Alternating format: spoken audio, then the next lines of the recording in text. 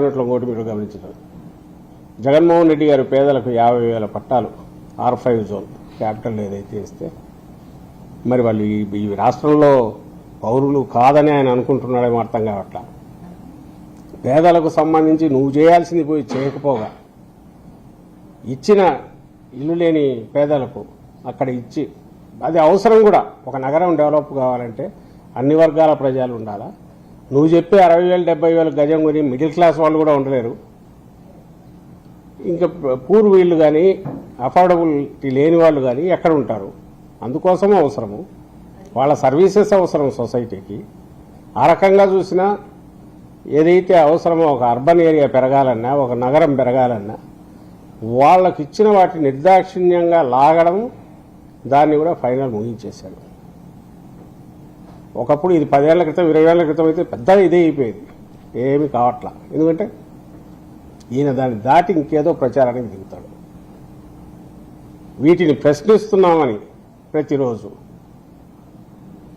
మరి మేము సహజంగానే వైఎస్ఆర్సీపీ వాళ్ళు కానీ జగన్మోహన్ రెడ్డి గారు కానీ చంద్రబాబు నాయుడికి గొడ్డల్లాగే కనబడతాం.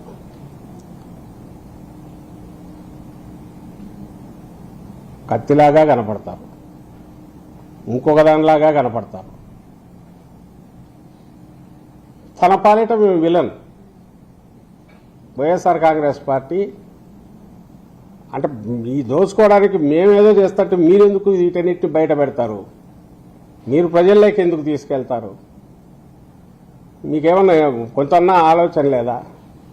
సైకోల మాదిరి ఉన్నారు అని చంద్రబాబు నాయుడుకి అట్లా అనిపిస్తుంది. ఎందుకంటే ఆయన విలన్కి అలాగే అనిపిస్తుంది.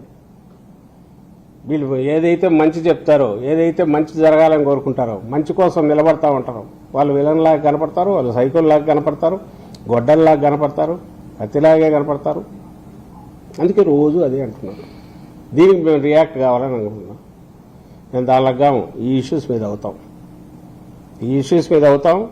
ప్రజలు ముందు గమనించాలి. రాష్ట్రం మొత్తం అద్దాల కోసం 2,500 కోట్లయింది. దానికి ఏమన్నా అది అసలు ప్రజల సొమ్ము అంటే అంత ఇదిగా ఉందా?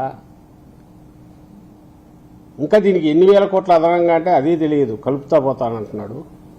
ఆయన హెరిటేజ్ సంస్థనా లేకుంటే ఇల్లు కడుతున్నారు పెద్ద ప్యాలెస్ కంటే ఇంకా ఘనంగా.